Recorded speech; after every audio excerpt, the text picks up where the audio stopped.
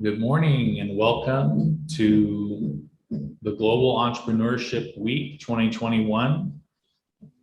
Today we'll be presenting a conversation on leading African youth entrepreneurship. We are very excited to have a panel of distinguished guests representing 3 nations on the continent of Africa who have experience in entrepreneurship and innovation, especially focused on youth entrepreneurship. My name is Dr. Jeffrey Marizik, and I am the president of Global Urban Nomads, a nonprofit focused on global economic development and in support of the UN sustainability goals as part of the 2030 UN agenda. Today, we are going to have a conversation around leading African youth entrepreneurship and helping stimulate growth and economic development in the continent. My name again is Dr. Jeff Marizik. I have an extensive background in education and entrepreneurship. Prior to being the president of the Global Urban Nomads, I was the Dean of Workforce and Economic Development over the community colleges in California. I also worked at the California Franchise Tax Board and the taxing agency for the revenue for the state of California. And I started mortgage brokering and finance background in banking and lending in California. Today, I'll be your moderator, and I will also be joined by Jean-Claude Bomeda, who is also our co-moderator, and I would welcome him forward now to introduce himself and say good morning, good evening, or good afternoon, and greetings to you around the world. Thank you, Jeff. Good morning or good afternoon, everyone. I'm honored to be part of this great panel of outstanding team and to co-moderate this discussion with you, Dr. Marizik. Thank you again for leading this discussion. And thank you all for those who joined us today. As Jeff said, my name is Jean-Claude Bomeda. I'm the education consultant at the Global Urban and Education Advisor at the California Community College Chancellor Office. Prior to joining the California Community College Chancellor Office, I was a data manager at UCLA, data consultant, California State University, and also I worked for PNUD as a consultant in Senegal for almost 3 years. So, as you all know, today we are celebrating Entrepreneurship Week across the world. And today we will hear from our special guests, success story, challenges, lesson learned, and so on. So let me just, before I ask each of the panelists to introduce himself, herself, let me take this opportunity to praise all of you of the great job each of you are doing respectively in your country. So let's give the mic to our first panelist to introduce himself. Mohammed, you got the floor. Thank you very much, JZ and Professor Jeff. Hello, everyone, and good evening, good morning, or whatever time it is for you. This is Mohammed Muse. I am the founding director of the Institute of Innovation, Technology, and Entrepreneurship, which is part of Simati University, a local university in Somalia. We are basically a university-based incubator. And what we do here at the hub is we kind of support senior students. One of the biggest challenges that we have in the country is a high unemployment rate. So in order to deal with that, we decided to prepare the students for the marketplace. And we do this in 3 ways. we partnered with the private sector so that we can get internships and full-time job placement.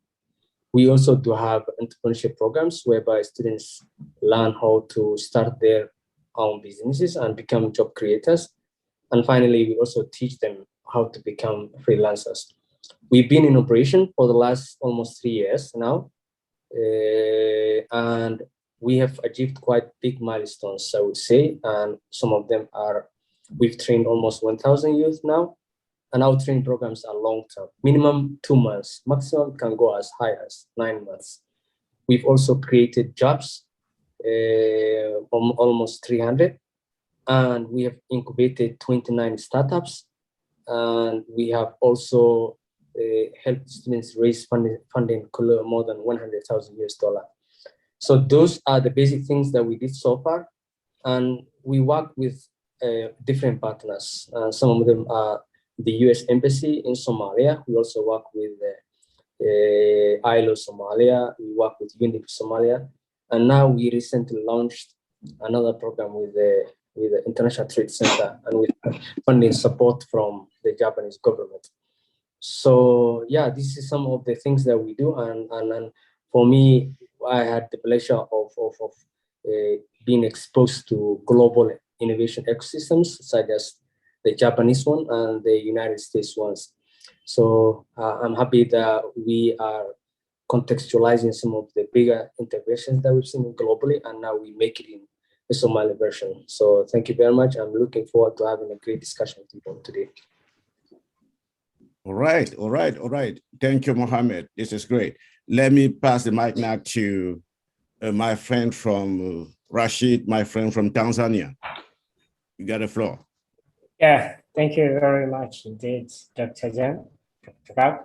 My name is Rashid Mwinyi, the chairperson of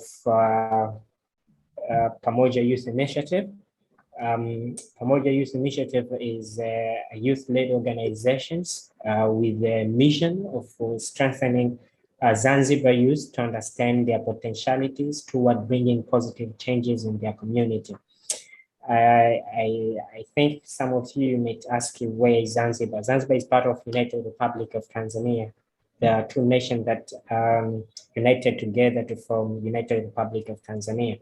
So it's part of, it's in the islands. So the ecosystem is in fact in Zanzibar, and young people have mindset that when they finish their studies, they will join with, they will get formal jobs from the government, and they do not understand their potentialities toward bringing positive change in their community.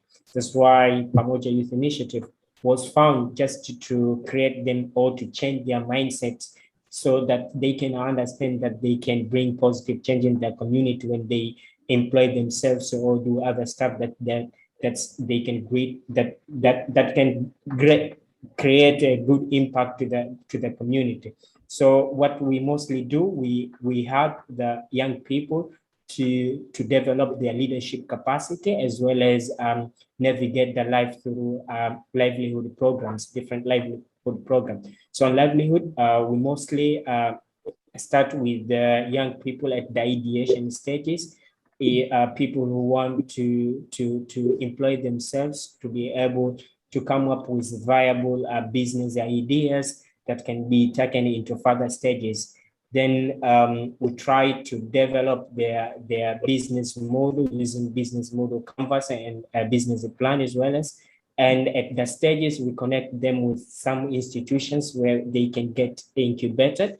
And after incubated, we also support them on accelerations as well as so that they can scale up their businesses and reach more numbers on their businesses. So so far, we have impacted around 400 young people in Zanzibar, and we mostly our beneficiaries are out of school and in school. I mean, the people from rural areas and even from urban as well, because and our courses or our curriculums are tailor-made in different background of people. There are people who have low understanding of English, so especially those who are out of schools. So we tailor-made the curriculum for people to understand the content in a local language, and for those who reach the university,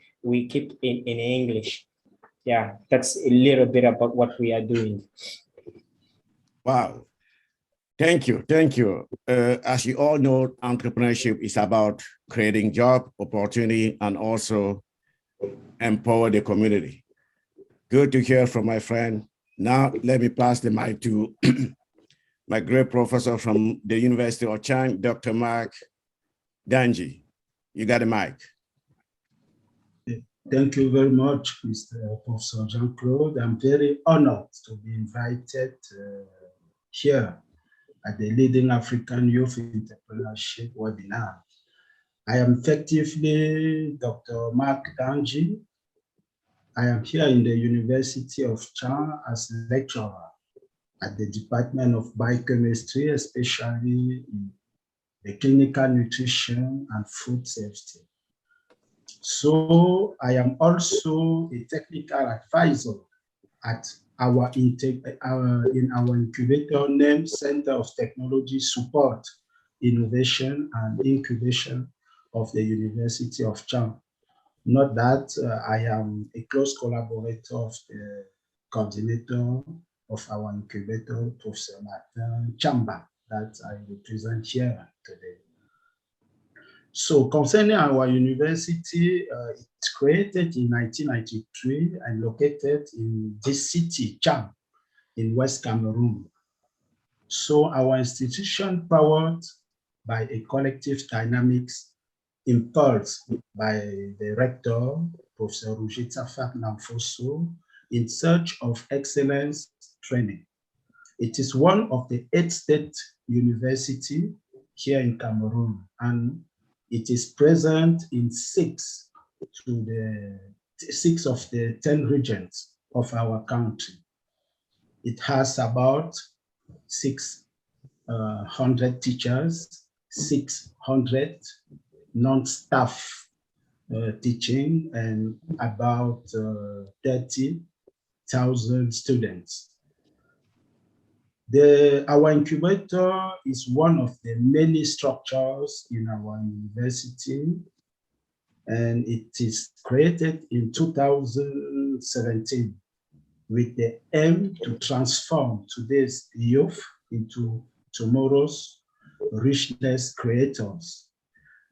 It's a powerful skill development tool for youth entrepreneurship.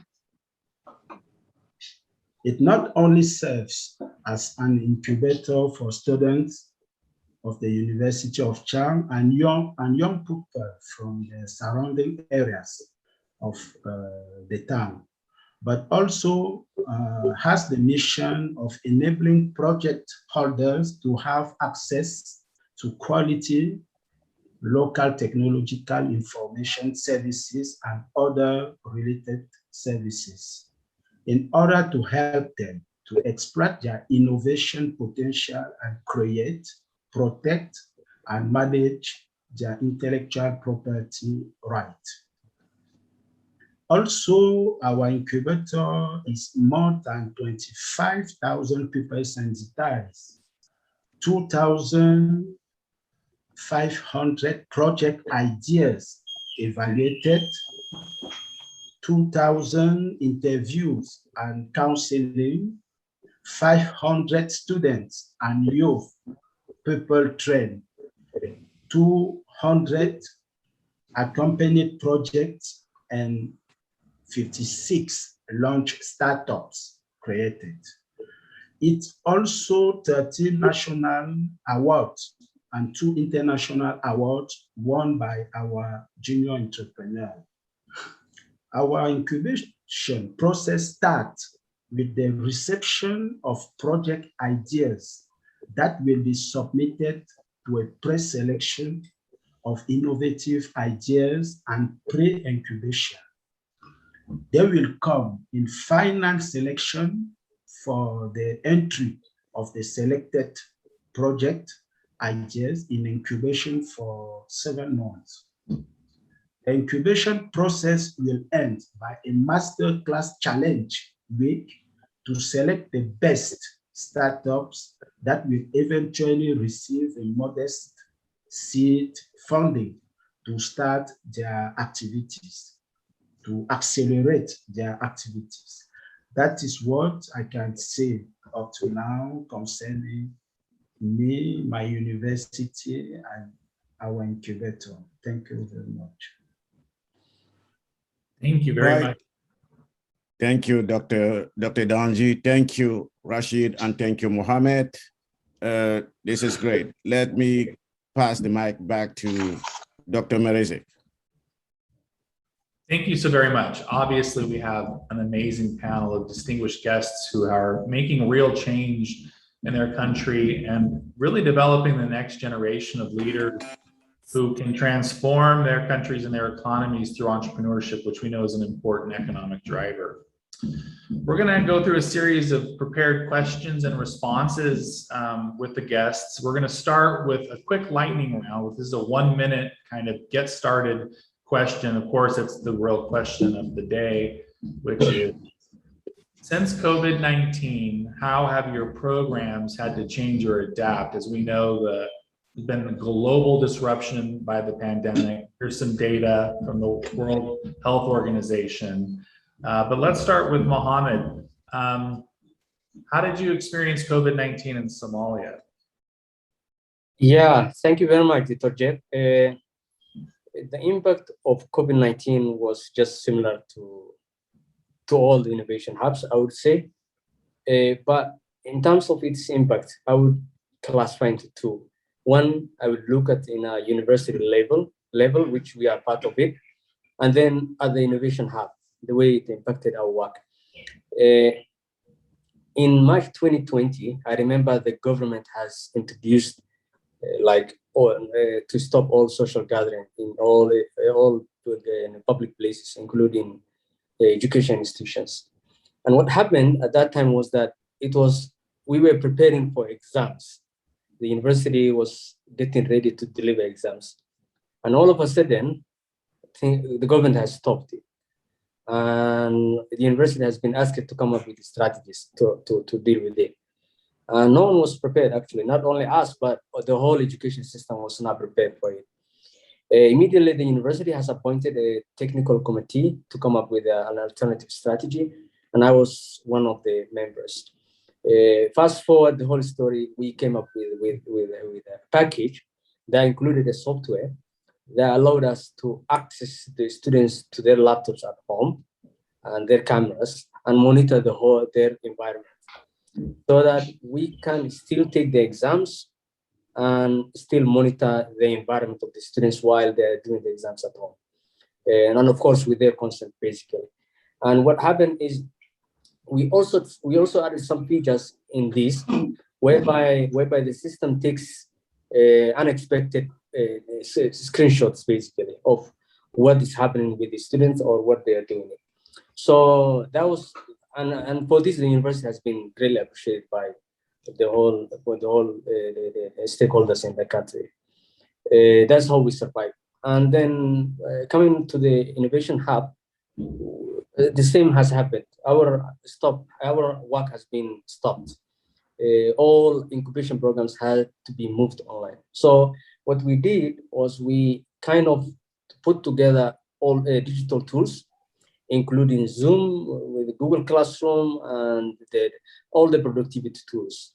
And what we did was that we delivered all the sessions as normal, but then in a virtual way. And the good thing is, unexpectedly, students had developed digital skills along the way during this time. We didn't really expect it, but it happened. And I believe that was the greatest impact it had. Though, in general, the negative impact of COVID was there, but I believe it has fast-tracked the digital adoption, at least in our context. So yeah, that's in overall what happened with us. Yeah, it's a lot of adapting pretty rapidly, it sounds like. But I think as an entrepreneurial center, you guys really have the skill sets to do it, to really be able to see opportunities, even when there's large setbacks like an emerging pandemic. So I'm gonna turn the question over to Rashid. Rashid, how did it go for you? What was it like in Tanzania when COVID-19 impacted your programs? As we may know that COVID it's still a very complicated problem, though it's now most of organizations try to adapt to the situation, or most of country try to adapt to the situations. For us, it was also a very big challenge for us.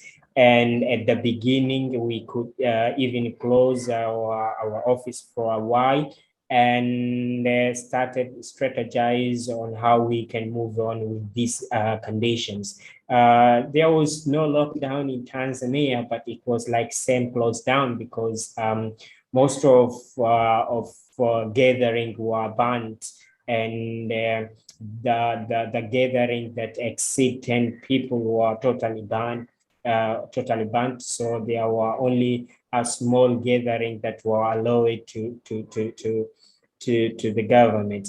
And for that moment, we were implementing a project funded by USAID, and we had a short time to implement the project. We had only 7 months for the implementations, and we were supposed to reach 200 young people in Zanzibar. So it was very difficult for us to reach the number. So we started strategize by delivering our programs by inviting only 10 participants in a room and train them on that time. And that took a lot of time to implement the project. And we had to ask for extensions of the project because of COVID. So that impacted the implementation of a project. But also that was a very great learning situation, because most of people were not able to use digital devices and a platform like Zoom meeting and the other platform. But now most of people adapted to that, and most of people are able to use those platforms to undertake different activities. So it was a problem, but it's also an advantage. But another thing is most of funders reduced their funding mechanism to other programs like entrepreneurship program, and dedicated the funding to tackle the problem. So also the number of or the funding was very difficult to get on that time. Thank you. Appreciate it. So I'm hearing two themes. One is it really kind of impacted timelines and plans around funding, but some of the good things came out was it was a catalyst for more virtual tools and more virtual meetings. I really feel the same. Like today, we're able to have this conversation across 5 different countries, the US, Colombia, and 3 countries in Africa. And that's really an outcome of acceleration from COVID-19. We still communicated even though we were impacted with quarantine. So Dr. Donji, let me ask you the same question. And remember, this is a short answer startup, 1-minute question. How did COVID-19 impact your programs in Cameroon? What was it like on the ground for you there? Okay, thank you, Mr. Geoffrey. You know, COVID-19 was a pandemic, or is a pandemic, still a pandemic all over the world. We was obliged to adapt our activities. So here in Cameroon, the COVID-19 began in March 2020 and has directly prompted our leaders to take strict measures to deal with the pandemic. It is in this logic, our university and mainly our incubator has adapted its program through 2 strategic decisions. Firstly, the implementation of distance education, distance training. through the digital platform of our incubator.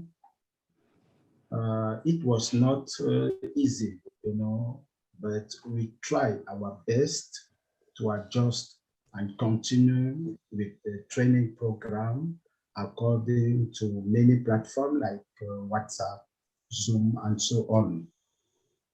Secondly, with the collaboration of the United Nations Development Program PNUD, the implementation of assistance measures to our startup for the respect of barrier measures, such as the distribution of alcoholic gels, hand washing kit, face mask, and so on. Those are the two main measures our incubators put in place to face the pandemic of COVID-19. Thank you. Thank you. Yeah, a lot of policy changes that came out at the time that also made our institutions need to adapt to new rules. So really a very interesting time to live through. I'm going to hand it back to Jean-Claude here to lead us through question number 1. Just in terms of just a quick time check, we're running great. We're only about a minute or two behind, so keep going. All right, Jeff. Now that we have listened to the impact of COVID-19, the economic impact, social impact, cultural impact, and educational impact, and also appraise what all of you are doing to continue to help students. Now, let me move to the next question, and let's keep ourselves into 1 or 2 minutes maximum. What are the best practices of your program, and who do you serve? I will start with my friend from, I think it's Mohammed. You got a floor too. Yeah, thank you very much, JC. Yeah, in terms of best practices, I would say, number one, one thing that we are very proud of is we are a 50-50 quota for all both male and female participation in our programs. And this is very significant in our context because of the cultural setup and the myths circulating in the country. And we need more female representation like more females do own small businesses in Somalia than male businesses. But then the challenge is the businesses that are run by women do earn less than those run by male counterparts. So that's why we are helping more female entrepreneurs to join the higher value end of the value chains. So that's one of the best practices that we have is we intentionally designed all our programs to have 50-50 participation. Second, when we open applications, we normally receive 1,000, above 1,000, 1,400. The last one was like 1,400 or something. We have technical exams. We don't accept people from the get-go. And these technical exams has helped us achieve higher completion rates. So if you look at our programs, we have above 85% completion rates. Some of them even they go as high as 90%. And it happened because of the strict selection process. And this is something that I always share with other innovation hubs. If you want to have quality programs, just make your selection very strict. The rest will be good. But if the selection is shallow, then the rest will be just shallow. So that's then the selection is another best practice that we have. The third is the digital skills. Anyone who joins our innovation hub has to learn and show mastery of certain digital skill. For example, if you are a member of our hub, you have to have a blog, and you have to write a reflection article every week once you take lessons. And we do this for different reasons. Number one, it helps build the brands of our participants. And at the same time, it also builds our brand. We are not talking, it's our participants that are talking. So that's more authentic than if you are writing articles on our website. So teaching them digital skills, letting them write reflection posts is also boosting the whole ecosystem in the country. And I would also say another best practice that we're doing is the innovation ecosystem in Somalia is super young and in its advanced stage. So we are putting and bringing the stakeholders together in different platforms. We have forums for the government and the private sector. We also have crowdfunding events. We have partnerships with the banks. All of these are being done to spearhead efforts in the innovation ecosystem in the country. So if you see at the brand that we've built and the time that we've existed, it's totally different. And this has happened because of those best practices that we put in place. Wow, thank you, Mohammed. Income disparity, equity gap, empower female. That's all our challenge that we have to do. Thank you. My friend Rashid, how about you? Yeah, we are working with young people aged 15 to 35 years as we are specifically working with youth, and our youth development policy say youth is a person aged 15 to 35 years. So that is our target. And we work within and out of school. I mean, in school, those who are in universities and those who didn't finish their study, maybe they end somewhere between primary or early secondary. And from rural and urban as well. Some programs are tailor-made especially for people living in rural areas who have less access to services like what we are doing. And the services are categorized into three parties. The first one is program side, and on the program side we have the first phases where we call it sparking ideas. Sparking idea is just like an ideation stages where people are invited to come up and try to shape their idea, because some of them, they may have some ideas, business ideas, but they don't know what to do exactly. So we try to shape them, and there are people who are interested with the entrepreneurship, but they don't know where to start or what to do. So this ideation stages take from 1 day to 7 days just to shape the ideas. And what we use business model canvas or lean canvas for them to shape their ideas. And after that, those people with a novel idea or business viable product, MVP, they are taken to another stage, which is incubations. And the incubations, here the participants are staying for about 3 to 6 weeks. In that, they are supported to shape their ideas properly, to develop their prototype and try to test the market, develop some working documents, register formalization of their businesses, and some other stuffs. After that, we take them into supporting, like financing them. And we have 3 modes of financing.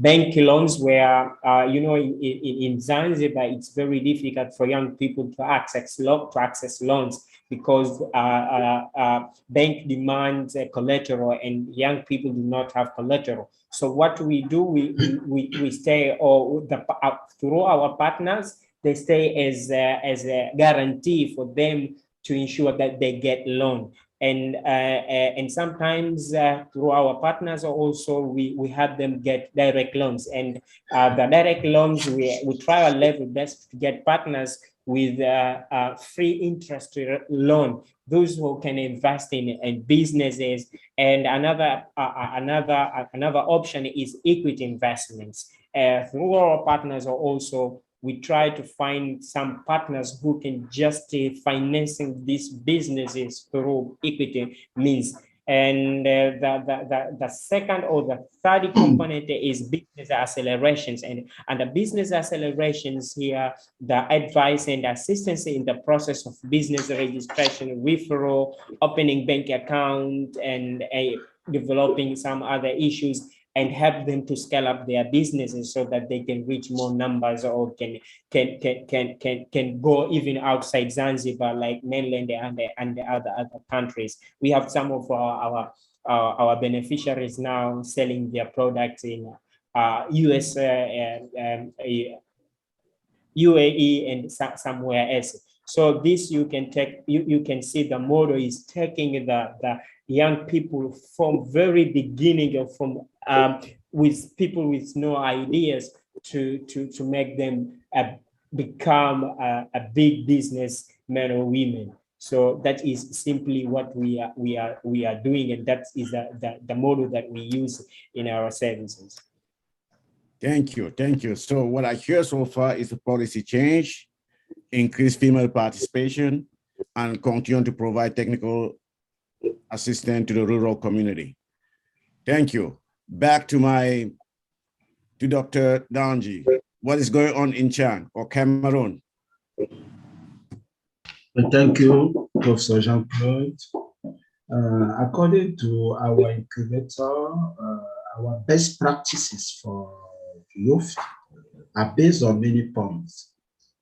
Firstly, the first best practices is that our incubation process took place in several phases and has been certified by the International Labour Organization.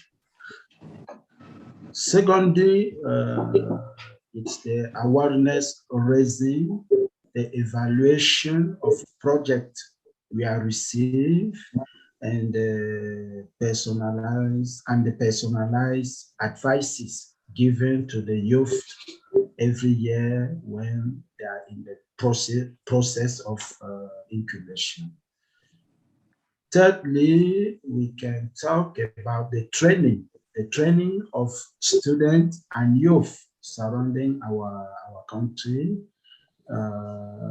male and female. We insist many times on female because they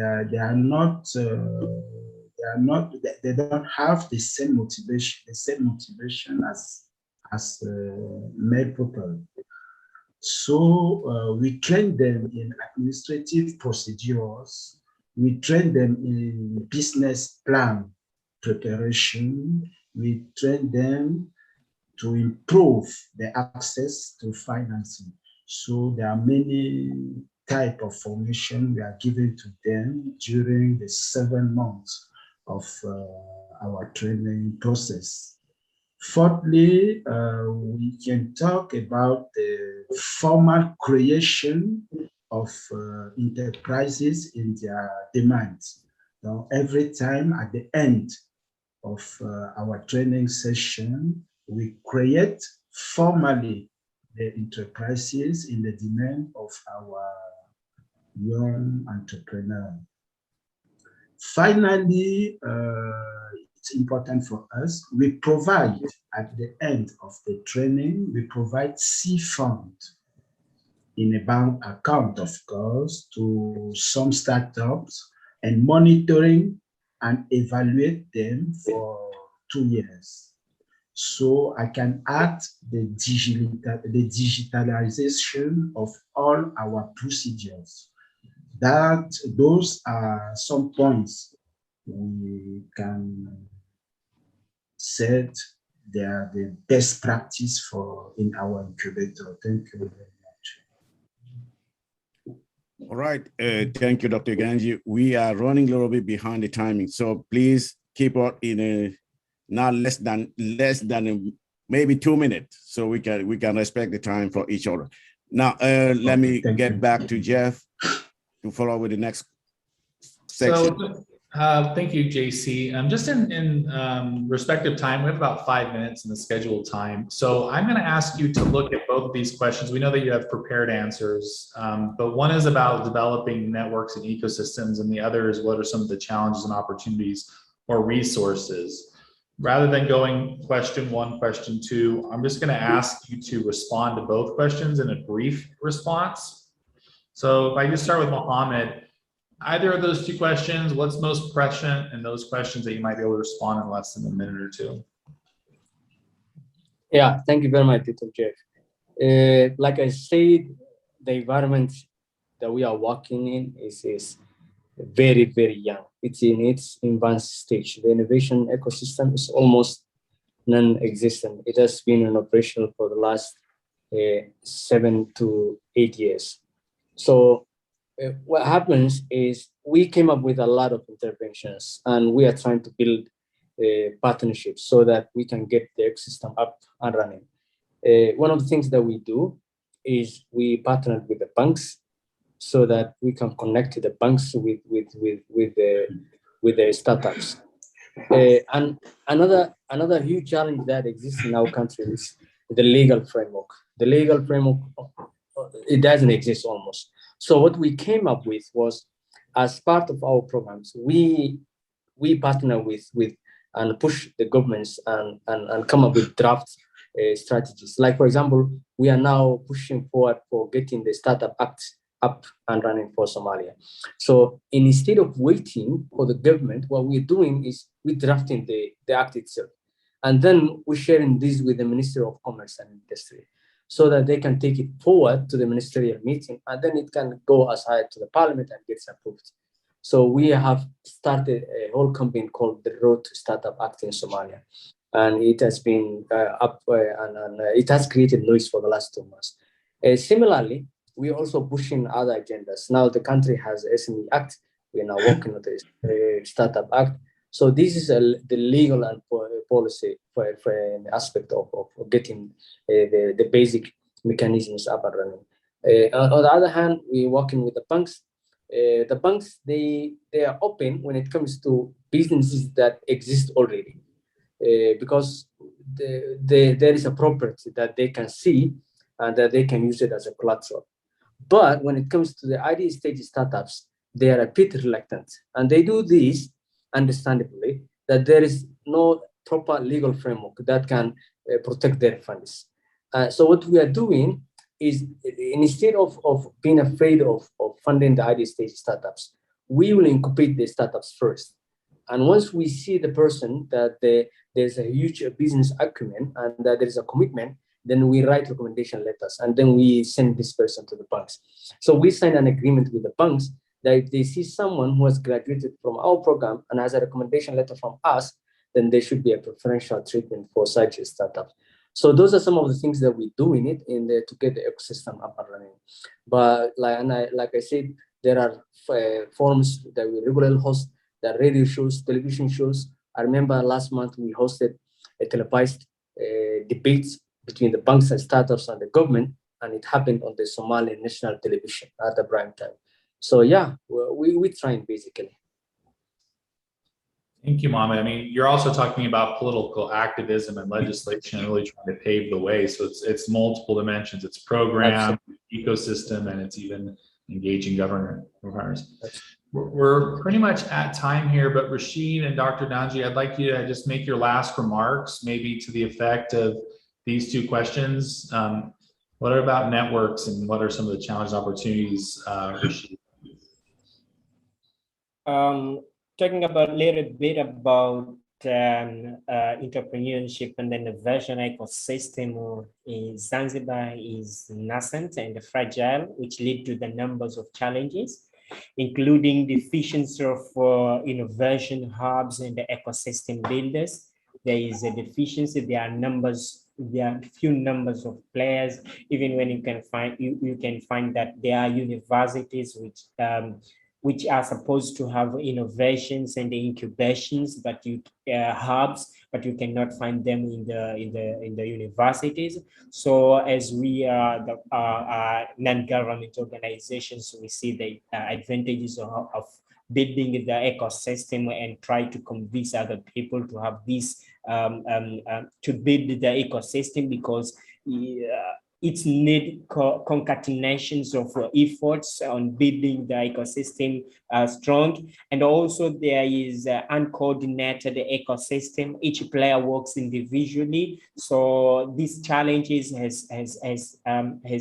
has led to undocumented works of these, and you can find that the numbers of beneficiaries can attend the same program in different innovation hubs. And our side, we try to organize some ecosystem players meetings so that we can sit together and discuss how we can strengthen the ecosystem. But also access to capital for startups and innovators, it's also a big challenge. And we see the advantages of bringing in some financial institutions in the ecosystem so as to inject their money to startups. And even tomorrow, we are going to have a dialogue between youth and some economic empowerment institutions and funders or bankers, and discuss how we can leverage the system. We also have a problem of tax and regulation environment where the startups, when establish their business, there are numbers of a process to go through, and also they have to pay a lot of taxes. So the ecosystem is not good. Now we are advocate to have a very friendly regulations that can allow and motivate young people to come up with startups and businesses. Yeah. Very well. So some of the opportunities and challenges are developing a robust ecosystem. So trying to create those relationships and partnerships. Yeah. Very well. Dr. Donji, you have the final word. How's it going out there in terms of networking, and what are some of your challenges and opportunities that you face? Okay, thank you, Dr. Jeffrey. We have a closer look on 4 key players in our entrepreneurial ecosystem, including state and private organizations, as community organization like business association, community center. We also have the entrepreneurship support organization like Women Business Center. We have the local government and community leaders like mayors, city council members. And finally, we have education institutions and offerings like community college, university, small business focuses educational program. Those are our small ecosystem according to the entrepreneurship procedure. Thank you very much. Thank you, Dr. Donji. It sounds like you actually have a very robust ecosystem with good relationships with decision makers and leaders. So that's a good opportunity to continue to support the work that you're doing. At this time, I'm going to just give the last slide, which is a call to action, and I'll put the link, I'll put the link in the chat in just a moment, which is an invitation to join us as we begin to talk about the next generation of entrepreneurship leaders. As you've heard, a lot of the focus is around youth, and the reason is if you look at the demography of the nations in Africa, there is a large population of folks that are under 35 that are ready to be entered into the workforce, as well as to be able to drive the growth of these nations. So at this time, I want to thank you for attending and joining us. I'm going to stop the screen share, so if anybody has a question or comment for our panel, we can just kind of move to an informal discussion if anybody would like to share any regards, comments, or questions. Is there any way our panelists can put the link of the university or the program in the chat? Definitely, we can do that. We'll Thank you.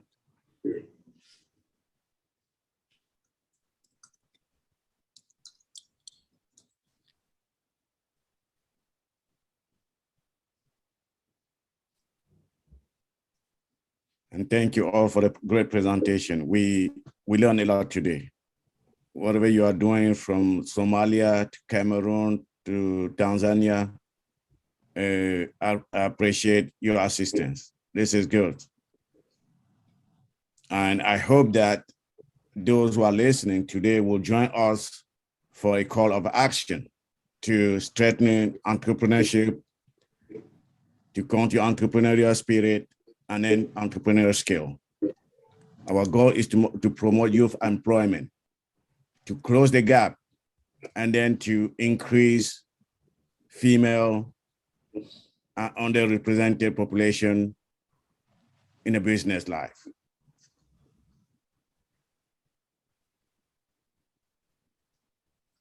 Trying to get that link quickly. I apologize, it wasn't at my fingertips. So we do want to thank you for joining us today for Global Entrepreneurship Week. And on behalf of Global Urban Nomads, I want to thank personally each of these leaders for their contribution in actually creating change agents around the world. I know they're looking at their nation, their communities, but people do go and travel the world and impact in other ways. And so you really are actually transforming not just your communities, your nations, but you are impacting the globe. And entrepreneurship is something that allows people to really have a true access to economic mobility and growth in terms of being able to care for themselves and their community. So with no further ado, I think we'll just say thank you and close out.